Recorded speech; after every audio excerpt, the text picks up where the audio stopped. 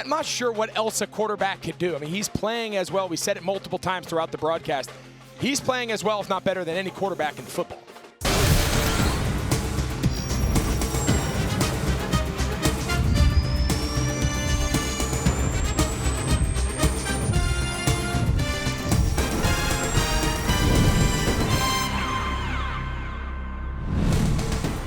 Welcome to the NFL on Fox podcast presented by Verizon. NFL powered by Verizon 5G. I am your host, Dave Helman. Welcome to the Week 7 recap. I gotta be honest with you. With this many good games on the schedule, it felt like it was going to be tough for Week 7 to deliver on the hype. But with 2 more games still to play, I feel like we're there, man. A thrilling Sunday in Week 7. We had 2 last-second finishes in the early window, an offensive revolution in Pittsburgh on Sunday night. We will get to all of that as we go through our Sunday 6. If you're new to the show, our 6 big topics that we think you need to know coming out of the weekend. We're going to work through all of them, get you caught up on all of the action from Sunday's games. And we're going to start it where else? The Super Bowl rematch out in the Bay, delivered on the hype, looked very similar to Super Bowl 58 for my money, a defensive slugfest where one team's quarterback just made a few more plays than the other. That would be Patrick Mahomes. Surprise, surprise. The Chiefs outlast the San Francisco 49ers 28-18. The perfect Patrick Mahomes game, honestly, because the guy finished with the worst passer rating of his career and yet delivered the longest run of his career, was truck sticking people at the goal line. Yes, I said that about Patrick Mahomes. An incredible day for him in an up and down performance. Who else better to talk to our Erin Andrews than Patrick Mahomes after the big win? Patrick, a plug-and-play game. I feel like that's been the story of your life here this season, right? With injuries going in and out on offense and defense, yet you guys continue to move forward. How are you guys able to do this? Yeah, I think it comes from the leadership of the group. Everybody steps up and makes the plays whenever their numbers are called, and we do it. We find ways. I mean, it's not always pretty. It's not always looks the best. But at the end of the day, we're going to find a way to get a win. Can I tell you what was pretty? The longest run of your career. Did you know that 33-yard run was the longest of your career? I did not know that was long. I need to get my yards up, though, because 33 is not that long. No, it was. I ended up just cutting back down the sideline, trying to make a play in a big moment, and we were able to get in the end zone. Yeah, and you got in the end zone there, and your defense lost their mind when you popped the San Francisco defender there. I know you've been giving your defense credit all week long, but they were losing it. No, yeah, we support each other. We're a big family over here, and I wasn't even really trying to run them over. I was just trying to get in the end zone, and I'm a little heavy, so I got some weight to me, and I ended up getting in there.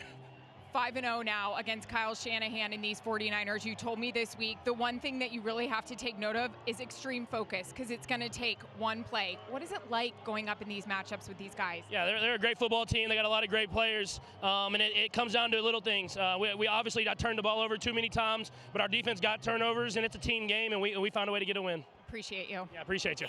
Believe it or not, all the wins, all the MVP awards, all the championships in the Patrick Mahomes era. This is the first time the Patrick Mahomes Chiefs have ever started a season 6-0. Let's dive into how they got there. Eric Williams was at Levi's Stadium to watch this Chiefs-Niners matchup in person. He joins me now to go a little bit deeper on this one. Eric, I'm going to start here. Can I run a theory by you? Let's hear it. All right. I think Patrick Mahomes is testing us to see who's willing to say that he's not playing well. And look, if you just look at the box score, this is about as bad as you're ever going to see from Patrick Mahomes. But man, watching that game play out, time after time, he was there with the clutch conversion or the 33-yard scramble or the 4th down touchdown. This is about as ugly a good game as I think you can play. Because at the end of the day, I do still think it was a good game. He played what he made the plays that he needed to play. But man, it just feels like he's trying to get somebody to say that he's lost his fastball. He's not going to get me to say that. I'm glad I'm glad we're aligned on that. You can kind of throw the stat sheet out of the window. And like you said, if you just watch the game, when the game got tight and they needed to make plays, I mean, that's what he did. He obviously had that 33-yard run, which was spectacular, and then the run into the end zone where he ran over Mustafa, the safety, who had leveled a couple guys before that. Those are just kind of the plays that we've come to expect when we watch Mahomes play. Obviously, statistically, it wasn't a great game. It hasn't been a great 6 weeks of the season for him. When you look at, his statistics, he has 8 interceptions. He's tied for the league lead.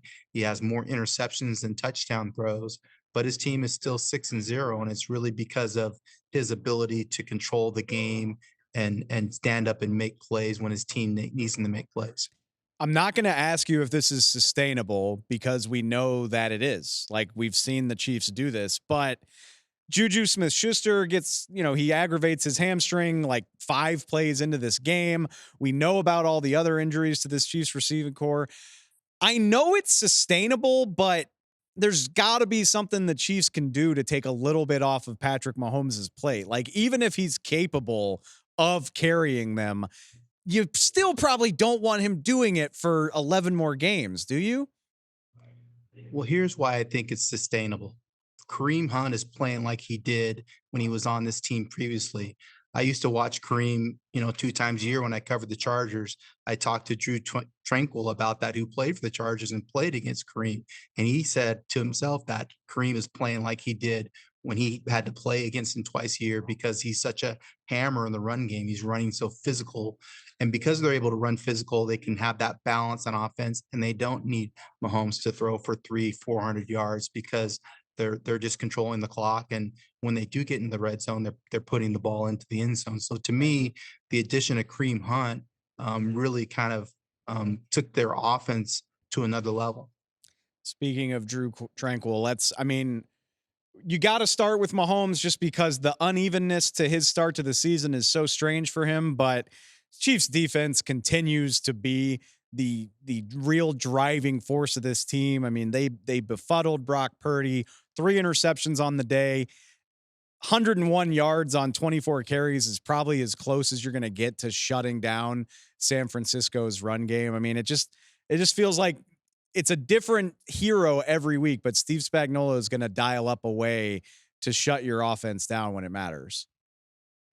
Yeah, he just keeps offenses on their toes and plays from an aggressive mindset and forces offense to make mistakes. The Niners were 2-11 on third down. They struggled in the red zone to get touchdowns. And Purdy was not comfortable. He threw the 3 interceptions. Anytime they looked like they were gonna, get close, he would turn the ball over. And obviously you could tell that Purdy was trying to make up for all the playmakers they were missing on offense. Debo ended up not playing because of illness that he suffered earlier in the day. And then you get the Ayuk injury, which looks like it could be season ending. They suspect it's going to be an ACL, and Jennings didn't play in this game because he had a hip injury, although they're hopeful to get him back next week.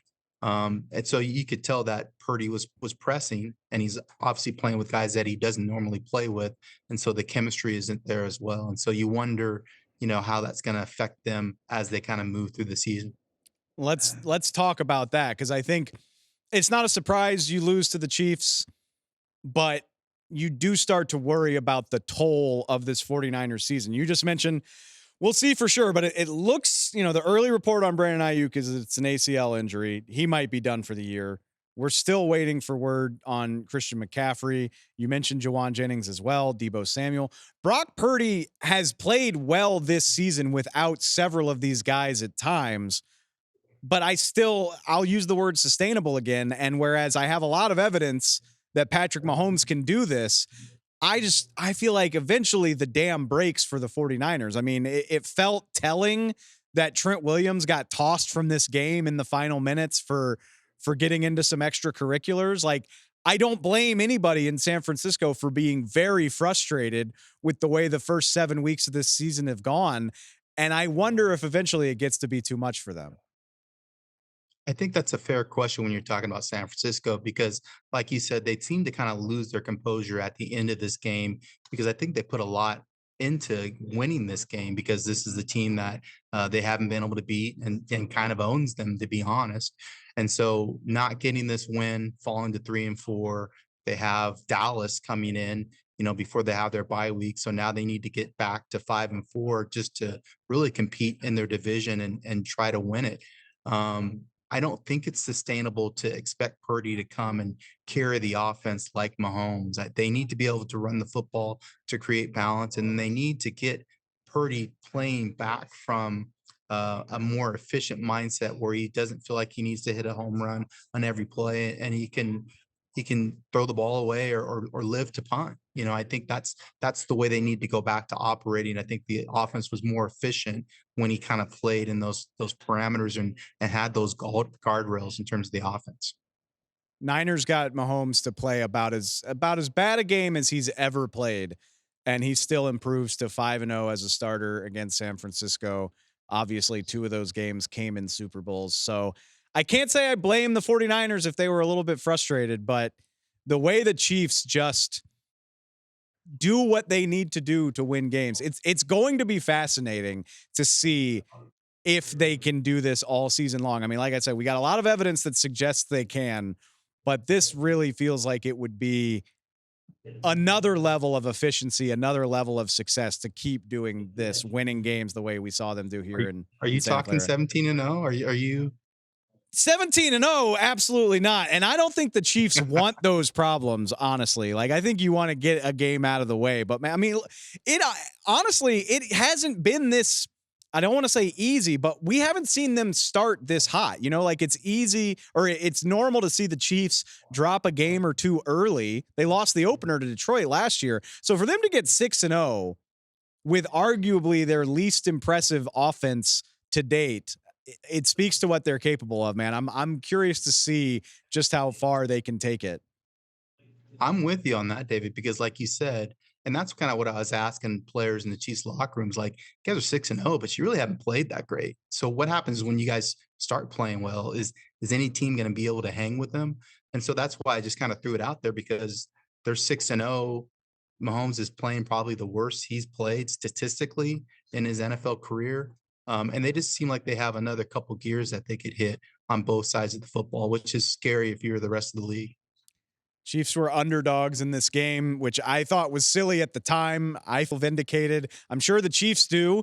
And like I said, jump off the bandwagon at your own peril. I will not be doing it. I don't care if Mahomes plays like that for another month. I will not be jumping off the Chiefs bandwagon. Eric, thank you so much for the time, man. I appreciate it as always. Yeah, awesome. Thanks for having me. Appreciate it.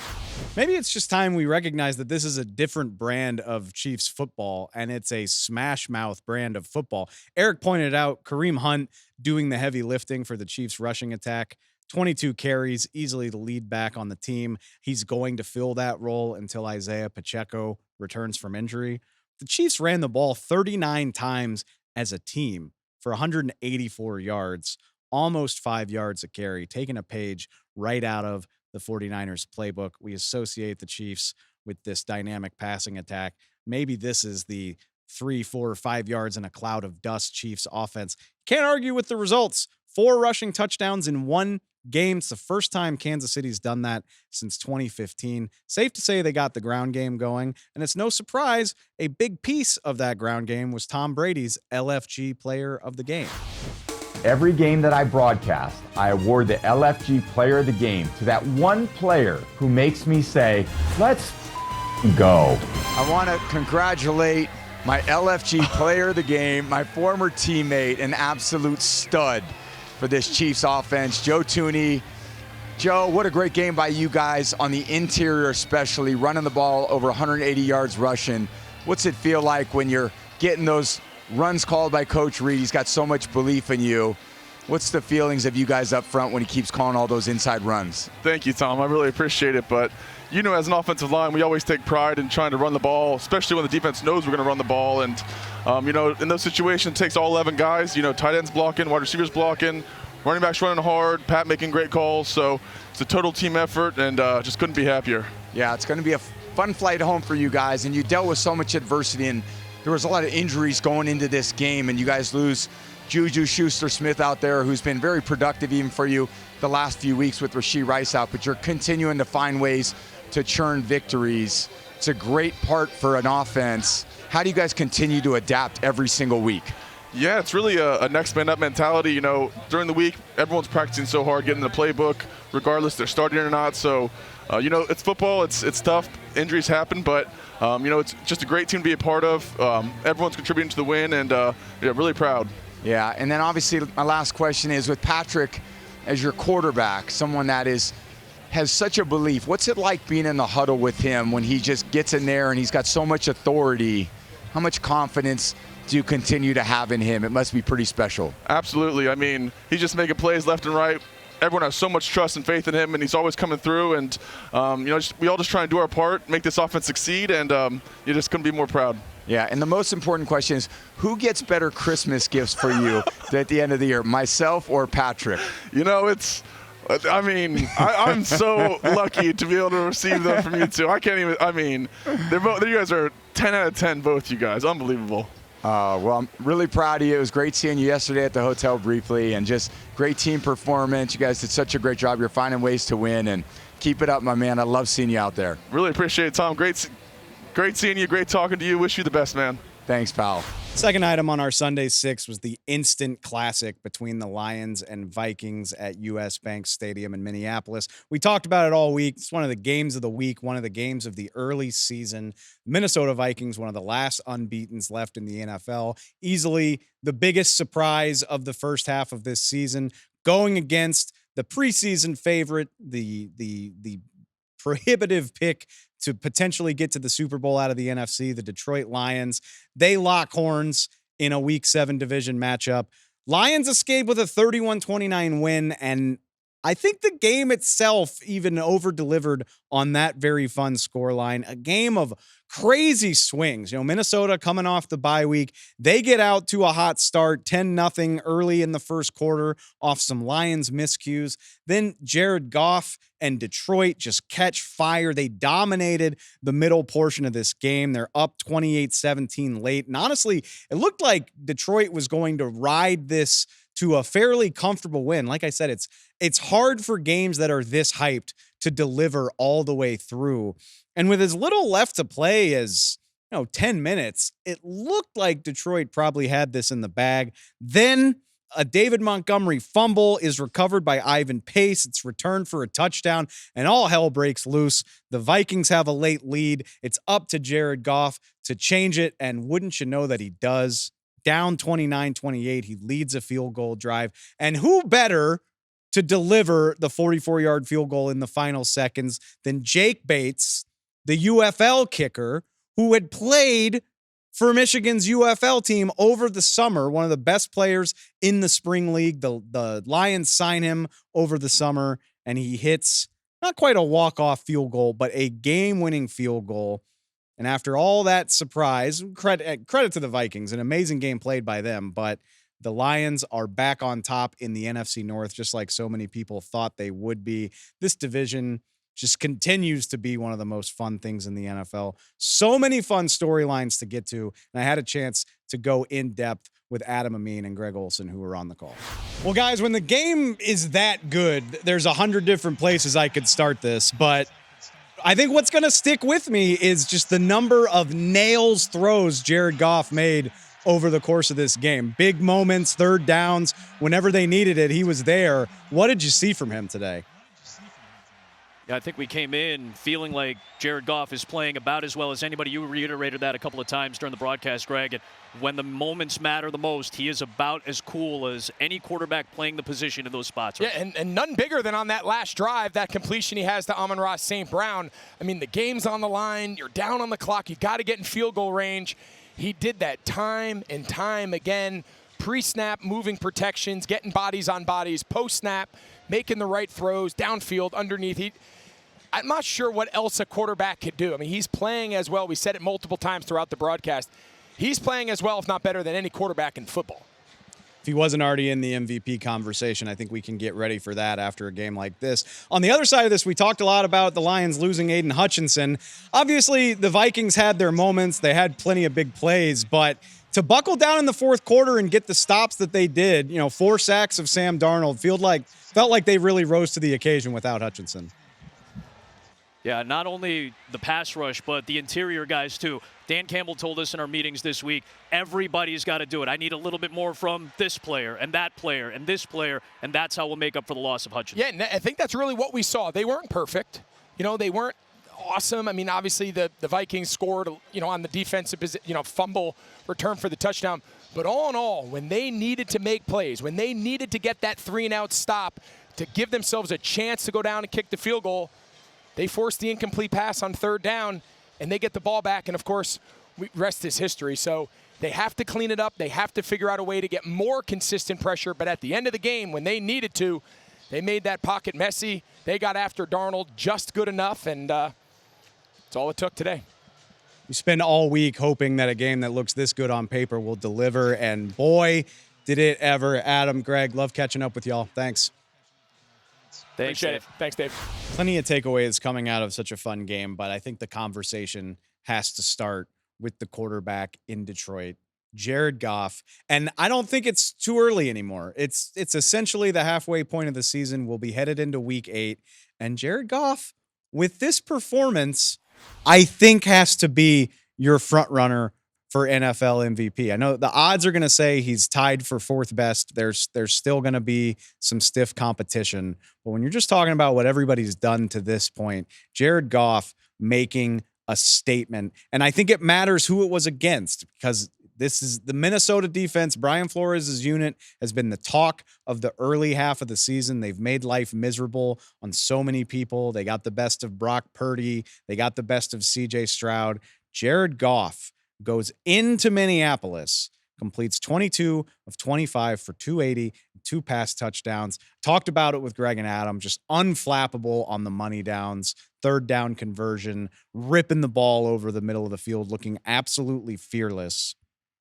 And he's been playing well, don't get me wrong, all season long. Really, other than the exceedingly baffling loss to Tampa Bay where they went 1 of 7 in the red zone. This has been the norm for Jared Goff, and certainly over the last 3-4 weeks. This was his 3rd straight performance with a passer rating of 140 or better. Only 3 other quarterbacks since the AFL-NFL merger in 1970 have managed to do that. It was Roger Staubach, just a Hall of Famer, Dallas Cowboys legend, are seen as one of the greatest quarterbacks in the game's history. Kurt Warner in 1999, which was the year he won MVP for the then St. Louis Rams, and Aaron Rodgers in 2011 when the Green Bay Packers went 15-1, and he also won MVP. These numbers are not a mirage. I could list off everything he's done over the last month, but first, I want to see how he compares to what the Minnesota Vikings have been doing, because I think that's the crux of this argument, is just how well Minnesota's played this year under Brian Flores. So we put these numbers together. If you're watching, you can see it. The Vikings went on the bye in week 6, so they played just 5 games before Sunday. They were allowing opposing quarterbacks to a 60.4 completion percentage, 6.3 yards per attempt, a passer rating of just 70. These guys, like I said, they've been making life miserable on a lot of different quarterbacks. Jared Goff doubled up all of that, essentially. 88%, just 3 incompletions on the day, 11.2 yards per attempt, literally doubling these stats up. And like I said, a passer rating that is quite literally double what Flores' defense had been allowing going in. And this is just becoming the norm. Remember, the Monday night game against Seattle, where Goff didn't let a ball hit the ground, diced up Dallas last week, completed 72% of his passes. And now this, the coup de grace, I think, because this is his best game against the best level of competition that he's played on the defensive side of the ball so far, completing 74% of his passes on the season. He's on pace for 4,500 yards. He's getting the ball spread around to all of the different options in this offense. 296 yards per game over the last 3 weeks, 7 touchdowns, no turnovers. He hasn't turned the ball over since that week 3 win out in Phoenix against the Arizona Cardinals. He's your MVP frontrunner. And I know Josh Allen's playing really well. I know Lamar Jackson is playing out of his mind. He's arguably playing better than he played last year when he did win MVP. Not handing anybody the award in week 7, but we do need to recognize a guy who was we've been over all this before, but cast off, traded away from the LA Rams, seen as a guy who was an impediment to a championship. All that stuff is true. And here he is, not just revitalized in Detroit. That's last year's storyline, playing like one of the absolute best quarterbacks in the NFL. He deserves to be on that short list for MVP consideration. And with all the weapons in Detroit's offense and this offensive line, if Minnesota can't slow him down, it's hard to think up a defense that's going to. It's a testament to the strength of the NFC North that you could have a walk-off win and be the second storyline coming out of the early window. But never fear, Packer fans. We've got you covered. That is the third item in our Sunday Six. The Packers get a thrilling walk-off win against the Houston Texans at Lambeau Field. And yeah, how about this NFC North, which we've talked about it for a couple weeks at this point, but just continues to make its case as the best division in the game. Even with an interdivision game, the Lions beat the Vikings, so obviously somebody was going to lose there. Still, everybody well above 500. The Bears took the week off with a bye week. The Packers getting this big win, and it only puts them third in the NFC North. 5-2, good enough for the division lead in a lot of the divisions in the NFL. Certainly not this one, as strong of a group as there is through the first half of the season. I have a feeling it's going to stay that way. Never fear, Packers, though. Lot of football left to be played, and let's talk about this gritty performance. I don't think not as pretty a game as Lions Vikings, but for what it lacked in finesse, it made up for in attitude. Like before the game even started,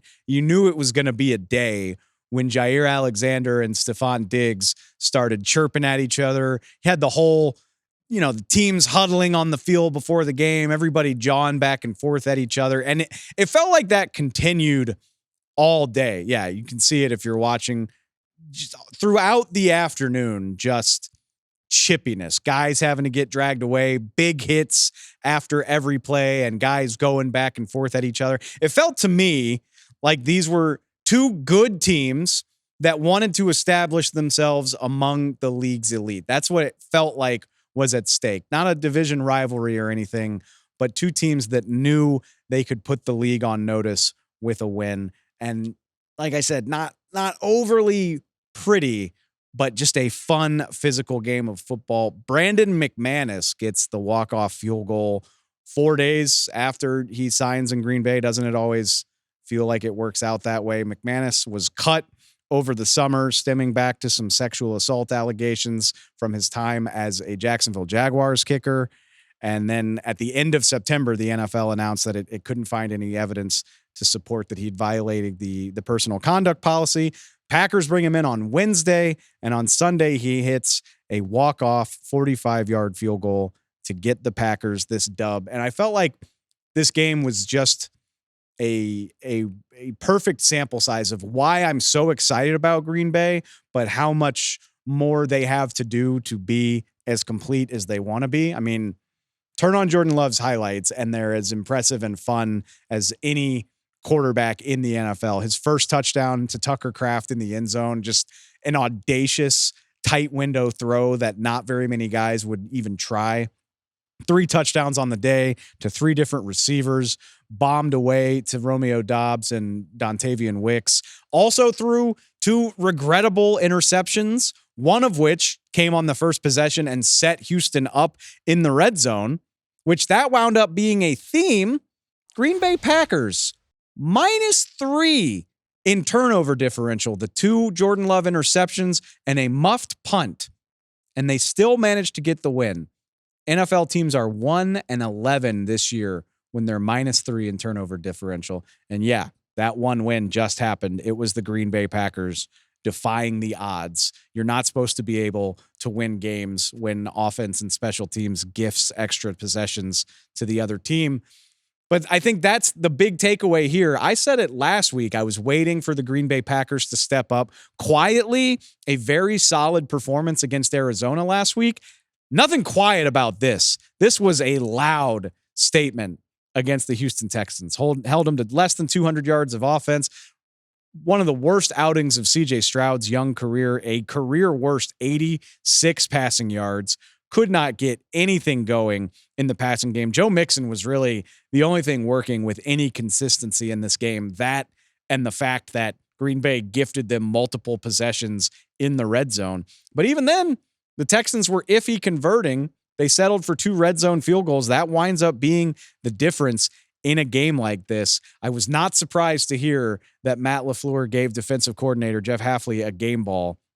Like I said, less than 200 yards of offense, but CJ Stroud blitzed on half of his dropbacks, 2 of 9 for 12 yards when he was pressured by Green Bay, and the Packers got to him 4 times, 4 sacks. That was something we were watching for with this Packer defense. They delivered in a big spot. It's something to watch for the Texans. It's been up and down on offense. This looks like a team that misses Nico Collins. Hopefully he'll be back sooner rather than later. This offense just looks like it's missing that extra gear. But man, like I said, what a fun, attitude-filled game. Jair Alexander did not talk afterward, after his little chirping session with Stephon Diggs. Stephon Diggs basically said, I'm not the guy that's ever going to back down from some trash talk. But I love what I heard from Xavier McKinney after this game. Basically said, if Jair Alexander doesn't like you, I don't like you. We're going to ride together. That's definitely the vibe that I'm getting from this very young Packers team. But hey, 5-2 and finding different ways to get it done, including a really physical victory over Houston on Sunday. Let's move on to the next item in our Sunday 6, and that would be the nightcap, the New York Jets heading out to face the Pittsburgh Steelers. A game that didn't really feel like it had a lot of juice at the beginning of the week, and then both teams made monumental switch-ups that made this must-see TV. Obviously, the New York Jets traded for Devontae Adams right after that Monday night loss to Buffalo, makes them intriguing. How's the offense going to evolve? How explosive can they be? And very surprisingly, Mike Tomlin, despite being 4-2, despite coming off a big win, makes a switch at quarterback. He wants to see Russell Wilson. Justin Fields has been the guy to this point. Took a lot of criticism from a lot of people, myself included. Mea culpa. Well, Mike Tomlin feeling awfully vindicated after the Steelers fly past the New York Jets, 37-15. We'll get into the Russell Wilson of it all, I promise you, but I'm going to start this game recap where I think it needs to start with Beanie Bishop. Yeah, the undrafted rookie DB out of West Virginia, 75 miles away from Pittsburgh, local dude, makes the team as an undrafted. And for all the attention we pay to the quarterbacks, we can critique Aaron Rodgers for his night. We're going to talk about Russell Wilson in a minute, but Beanie Bishop turned this game upside down. His first 2 career interceptions come against a future Hall of Famer in Aaron Rodgers and completely changed the complexion of this game, in my opinion. Because the first one happens, this game, it's weird to think about now because the Steelers scored 31 unanswered points. It was 15-6 Jets, looking very much like a sleepy defensive win for New York. You know, Devontae Adams has a few catches for 30 yards, nothing crazy, but we get the win. Not quite. Beanie Bishop picks Rodgers off once on an incredible play in coverage. Rodgers throws the ball down the seam because he's got a rookie DB with his back to the quarterback. No way this guy makes the play. I don't how many DBs in the league make this play on Aaron Rodgers. Beanie Bishop turns around, adjusts, bats the ball to himself, picks it off, and off we go. The Jets go down, cut a 15-6 lead to 15-13. If the first one was big, the second one really felt like it changed the rest of the game. Right on the other side of halftime, Steelers have just kicked a field goal to make it 16-15. Still feels very even. Who knows what's going to happen?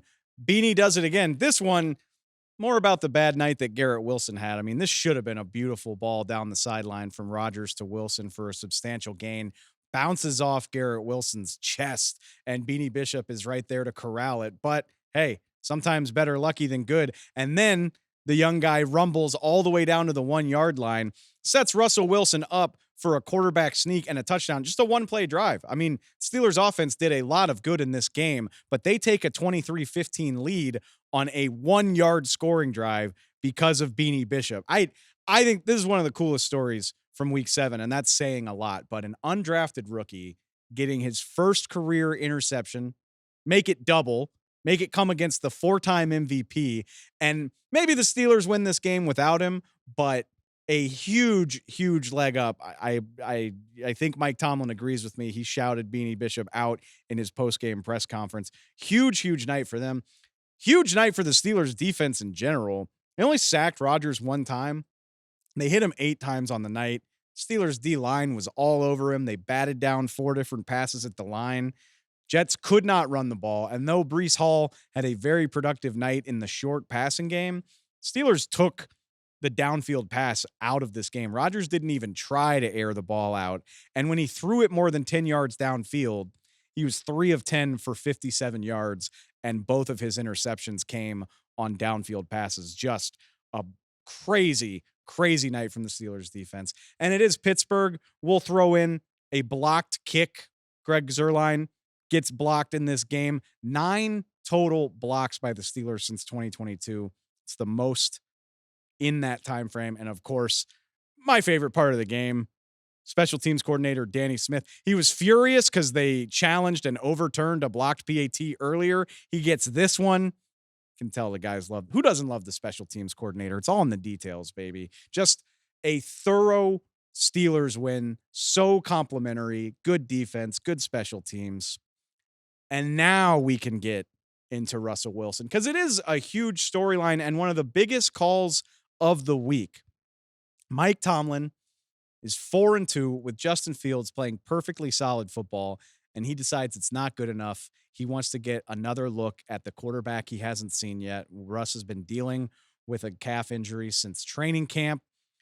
People questioning it all week. Quarterback controversy, quarterback competition, whatever you want to call it.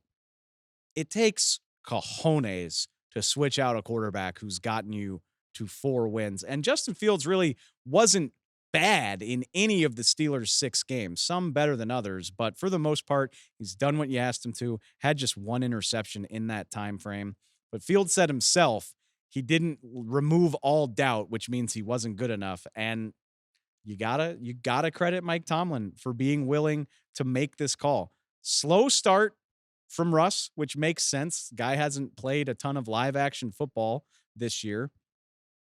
But from there, Russ led the Steelers to points on 5 straight possessions, 37 points. It's their highest point total in 3 years. And I think the difference was just a willingness to air the ball out. I think that's probably why Tomlin made this choice. Fields gives you more mobility. He's averaging over 30 rushing yards a game, while Russ, as a runner, was really very negligible in this game. But 264 total passing yards, and he targeted the deep part of the field 3 different times. He had 80 passing yards on balls that traveled more than 20 yards down the field. George Pickens says, "Thank you so much, Coach Tomlin. Thank you for this." 5 catches for Pickens, 111 yards and a touchdown. And most of that was just Russ trusting him to go up and get it, to go up and be a contested ball-winning receiver. Pickens totally redeemed that faith with one of his best nights of the season. Russ finished with 3 total touchdowns on the night in his first game. That matches Fields' best from 6 weeks. 264 passing yards is the most by a Steelers quarterback in their debut game. Just flying colors, A++++ for Russell Wilson. We'll see how much more dangerous it makes them. But man, if this is a team that can reliably open up the passing game, you feel so much better about them. And that was the question with the Steelers. Like, is this a sound team that doesn't have a ceiling beyond the wild card round? That's what we've wanted to figure out. And we're not going to make any bold proclamations off of one game, but you make the quarterback switch to raise that ceiling. And I love the point they made on the broadcast. Tomlin knows all 6 of the Steelers division games are going to come here in the second half of the season. He wants the quarterback that's going to raise that ceiling when you get into playing the Baltimores, the Cincinnatis of the world. The Steelers still have the Chiefs and the Commanders on the schedule, the Eagles as well. You need high-end quarterback play to win those types of games. I don't know if it's going to happen, but I feel better about the Steelers as a legit threat in the AFC than I did before this game. That's why Mike Tomlin makes the switch. And as he said himself, that is why he is well compensated. Our next segment in the Sunday 6 is our Victory Unlocked. It's brought to you by Zillow. Agents, tours, loans, homes. MetLife Stadium might not be Saquon Barkley's home anymore. Man, it sure felt like it on Sunday afternoon. Sneaky, good-looking game on paper. We talked about it heading into the weekend that this Giants team might be a tougher test than many expected for Philadelphia. Not so much. Eagles roll past the Giants 28-3 in a game that felt like it was pretty much over by the end of the third quarter.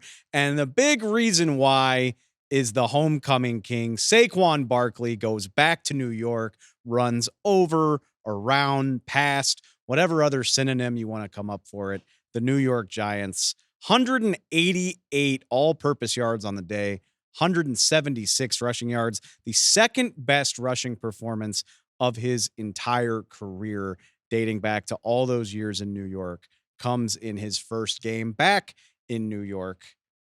And the funny thing is, it felt like we were headed for another shaky, ugly Eagles performance. A lot of punts in the early going of this game, a lot of sacks. Felt like we might be in for a struggle fest. And then Saquon just kind of took over. Started on the fourth possession of the game with a 55-yard run off left tackle. He just went from there. The Eagles' run game felt like it snowballed. And everybody got involved. Kenny Gainwell had a nice day playing second fiddle to Saquon. And Jalen Hurts, I felt like this was the perfect Jalen Hurts rushing performance.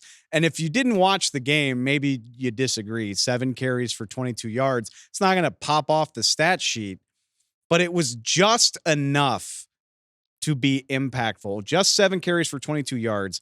But 2 of those runs were big conversions, a 4th and 2 conversion down in the low red zone, as well as a 3rd and long conversion on a touchdown drive. And 2 more of those carries were goal line touchdowns. So 4 of your 7 carries by Jalen Hurts are truly impactful plays. You limit him from the wear and tear and let Saquon do the rest. 17 carries on the day, and the Eagles offense magically looks like it's rolling. Probably more important to Saquon. Said, this was a big game for him, obviously. He said as much. He said he was talking a lot more trash in this game. Afterward, he was on the field shaking hands, hugging it out with all of his former teammates and coaches. He said, it's just business.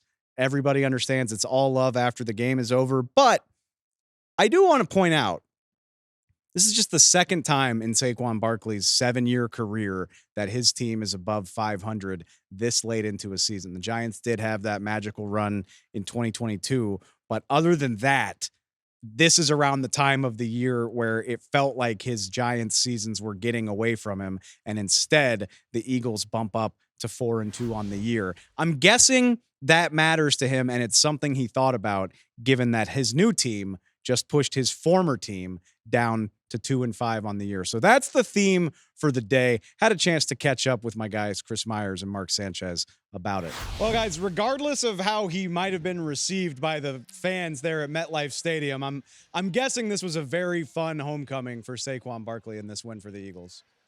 I got to imagine it's gratifying playing against your old ball club. You don't want to just beat them.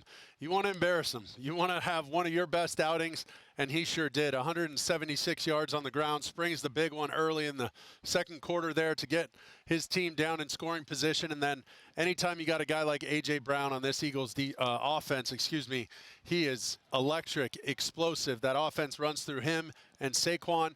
You could tell they made it an effort to really rush the ball today. I mean, yeah, for every boo, it's like he was going to run that many more yards. And how about he delivered hits on some of the defenders? And as he told us, it wasn't a revenge game, but it wasn't just another game. And he didn't want. He said, "I don't need to show them what they had, what they missed. I've done that already. But I just want to come here and help us win." And he did that and a whole lot more with a very professional attitude. It might not always be as good as 187 total yards, but how dangerous is this Eagles offense when they can get the ground game going like this? They look so electric when Saquon can run like that. When you get the ground game going, you get the respect of the secondary. They have to have that 8th defender in the box. And as soon as you do that, you got Batman and Robin out there. That's A.J. Brown and Devontae Smith. A.J. Brown went off on that 4th and 3. They chuck it down the field 40 yards for a touchdown. Are you kidding me? I mean, when you have firepower like that set up by your rushing attack, it is nearly impossible to stop. And I thought Kellen Moore did a masterful job, their offense coordinator in Philly, of orchestrating this game plan. Yeah, and that's the threat, Mark, right? Because Jalen Hurts can run, but you don't want him running too much. But Exactly you have right. Barkley, takes the pressure off of him all the way around. It really does, and they give him quick options to throw the ball, quick options to pull and get down so he doesn't take those big hits. But excellent job by the Eagles, all Eagles today. They were without their starting tight end and Dallas Goedert and 2 of their starting offensive linemen, and they still were able to control the game. A really dominant win for Philly after kind of a hectic week there. I'm guessing it'll be a little quieter this week for the Eagles after a win like this. Guys, I appreciate the time. Thank you. Thanks. We'll have to see what Derrick Henry does on Monday Night Football, but that big performance by Saquon officially bumps him to 3rd in the league in rushing yards. He's behind Henry, who amazingly is already at 700 yards on the year. Jordan Mason also just slightly above Saquon after a 58-yard day for San Francisco. But a signing that really feels like it's paying off for the Eagles, because I think if they're going to get where they want to go, I think it is going to center around making sure Saquon and that running game are rolling like they were on Sunday. One more note I do want to point out, it's not always about the offense. Keeping an eye on it. This isn't the greatest sample size because Cleveland is notorious for not being able to protect the passer, and the New York Giants didn't have Andrew Thomas in this game. Very quietly, Eagles pass rush with 13 sacks in the last 2 weeks. They had 5 against Cleveland last week. They had 8 against the Giants, 7 of them coming against Daniel Jones. They were all over him. All those Georgia Bulldog defenders getting in on the action. Nakobe Dean, Jalen Carter, Nolan Smith, 8 sacks on the day. They had 6 in their first 4 games, up to 19 after the last 2. So can they keep it going? I don't know, but it's worth watching. Bryce Huff, the big pass rush addition, finally got his first full sack as an Eagle. If they can keep that trend heading in the right direction, maybe we were too down on the Eagles too soon, but something to watch. Just a trend worth knowing. We'll see if they can keep it going. But I said it already. I thought this would be a bit of a dogfight for the Eagles. Anything but, and big kudos to Saquon Barkley and that pass rush for getting it done. One last item on our Sunday 6. It's a bit of a downer, but it unfortunately became a theme in these Week 7 games. 3 different starting quarterbacks left their game due to injury. A few of those looking a little more severe than others. So we just decided to run through them all. 3 big QB injuries that unfortunately look like they are going to play a role, at least in the coming weeks, in one case for sure, for the rest of the season. So let's start there in Cleveland. The Browns lose to their division rivals, the Cincinnati Bengals, 21-14. But the storyline here is Deshaun Watson exits the game just before halftime with what is believed to be an Achilles injury. Don't want to speak too definitively. I'm not a doctor, but if you happen to watch the game or if you happen to see the replay, you saw the video of Watson's Achilles area. Did not look good, suffice to say. Watson done for the day, very possibly, maybe even very likely done for the year. Our guy, Ralph Vacchiano, noting that if this is the last we see of Watson, he would have played just 19 of a possible 51 games since signing that fully guaranteed contract, $230 million. You see the video here of Watson leaving the field, very distraught. And the talking point that's going to be happening here, not necessarily about football, is about the fan reaction. Watson having an incredibly rough start to the season, one of the worst in the modern history of football. On top of that, we were well aware of the many, many allegations that surround him dating back to his time with the Houston Texans. For a variety of reasons, the fan response was for plenty of Browns fans to applaud the situation, seemingly out of happiness that a new quarterback would be coming in for Watson. Needless to say, rubbed several members of the Browns roster the wrong way. Team leaders like Myles Garrett, Greg Newsome, Jameis Winston, not pleased with the fan reaction. I have a feeling we'll be talking a lot about that over the next week or so. Fan decorum, whether it's right or wrong in that situation. The football element of this is also very interesting. Again, if we just assume that it is a season-ending injury for Deshaun Watson, and it looked like it was, interesting wrinkle that happened before this game is that the Browns promoted second-year quarterback, Dorian Thompson-Robinson, into their backup quarterback job. Winston, former number 1 overall pick, longtime player in the NFL, was demoted down to the emergency quarterback. So it was DTR that came in for Watson and actually finished off a touchdown drive, helped the Browns get into the end zone.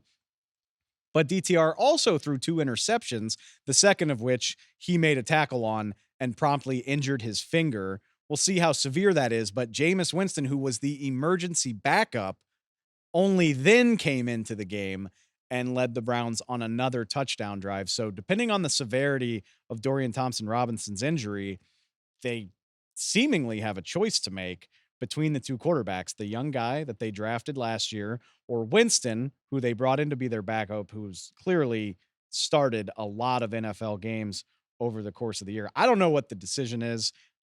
Winston seems like the logical choice to me. I think it's very interesting that today of all days, he was demoted prior to kickoff against the Bengals. Man, 19 of 51 games played for Deshaun Watson, and the majority of those 19 games were not very pretty, enjoyable, good outings. I think it's been safe to say for a long time at this point, but the mounting evidence is becoming undeniable that this trade and extension for Deshaun Watson, one of the worst decisions in NFL, maybe even sports history at this point. Watson was not alone in the injury situation, though. A couple hours later in the late window, Jayden Daniels gets 1 possession into Washington's game against Carolina before he exits with injured ribs.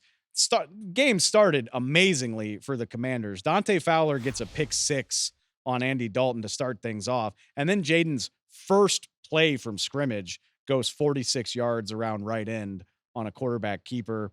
Commanders get a field goal to start this thing off 10-0. But that's the end for Jayden. You get 1 possession out of him. They classify it as a rib injury. He did not return to the game, but if you're watching, you can see he returned to the field later, seemed to be in good spirits. And then you got to love 2024, man, because Jayden's mom during the game tweets, "He's fine," #hail to the Commanders. So mom's letting us know that it's seemingly not a big issue. We'll see what that means, right? Because, hey, good news that it's not a multi-week injury or, God forbid, a season-ending injury, but a rib injury, still very painful. We'll see how much time Jayden needs to recover. They do have a big game against the Chicago Bears coming up this week, so that'll be something to watch. His recovery time, all that good stuff. Commanders rolled to a 40-7 win without Jayden, so I do want to take a minute to say, very impressive that this upstart team that has relied so much on its offense cruised, even though they lost their starting quarterback on the first possession of the game. I know the Panthers are awful, but still impressive to make this so one-sided without Jayden Daniels. Also want to make note of Zach Ertz, the veteran voice in the locker room, longtime tight end, kind of Jayden's safety blanket this year. He made note afterwards that it's a testament to the people running the team that they view players as people, and they made the decision to sit Jayden even if he could have conceivably returned. So Washington 5-2, and we're getting glowing reviews about upper management in the Washington organization. The vibes with the Commanders different on the field and off the field. You love to see it. Last one came in the Raiders-Rams game. Aiden O'Connell suffered what they believe is a broken thumb on Vegas's second possession out here in LA. The Rams get a 20-15 win over the Raiders. Gardner Minshew had to carry this thing most of the way. And I will say, he gave it a sporting effort. The Raiders had the ball with a chance to win this game at the end, but Gardner Minshew threw his 3rd interception of the day. Brutal season continues for the Raiders. We'll keep an eye on all of these injuries, all the fallout coming out of them. Actually going to talk to Jay Glazer on Tuesday's show, hoping he can have some insight for us on all of those, what kind of timelines we're looking at, or in the case of the Browns, a replacement plan seemingly would be the option there. But we'll get into all of that on Tuesday's show. Looking forward to talking to Jay. Looking forward to a double header again. We've got another Monday night doubleheader for Week 7. Buccaneers, Ravens, as well as Chargers, Cardinals.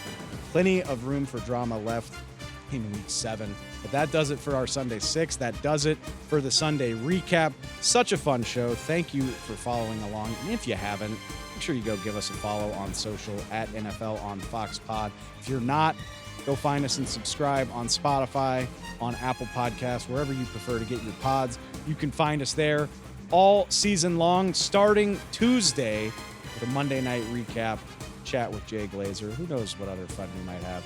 As always, I appreciate it. I'll talk to you real soon.